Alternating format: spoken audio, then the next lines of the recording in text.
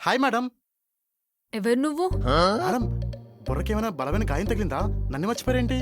నా వెంట పడకు. నా వెంట పడితే కొడతా. ఓ, అర్థమైంది మేడం. మీరు నేను ఫోన్లో మాట్లాడిన మాటలకి నేను ఎవరో తెలియదు అంటున్నారు. కానీ అసలు ఏం జరిగిందో తెలుసా మేడం? ఏం జరిగింది? మొన్న ఆఫీస్ మానేద్దామని డిసైడ్ అయ్యి ఇంటికి వెళ్తుంటే మధ్యలో ఒక బెగ్గర ఆపి 10 రూపాయలు అడిగాడు మేడం. లేవని చెప్తే నాకే రివర్స్లో 10 రూపాయలు ఇచ్చాడు. నాకే 10 రూపాయలు ఇస్తావా అని అడిగితే పర్లేదులే 20 రూపాయలు ఉంచుకో అన్నాడు మేడం. కోపం వచ్చి డిప్ప మీద ఒకటి ఇచ్చా. వాడి చెప్పతో నా గుండె మీద ఒకటి ఇచ్చాడు మేడం. అంతే, అక్కడితో గతం మర్చిపోయాను. కరెక్ట్గా అదే టైంలో మీరు కాల్ చేశారు మేడం.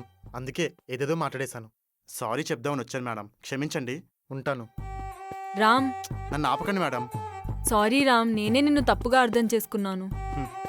చెప్పాను కదా మేడం. పర్లేదులేండి, నాకు చిన్నప్పటి నుంచి ఇవన్నీ అలవాట్లే.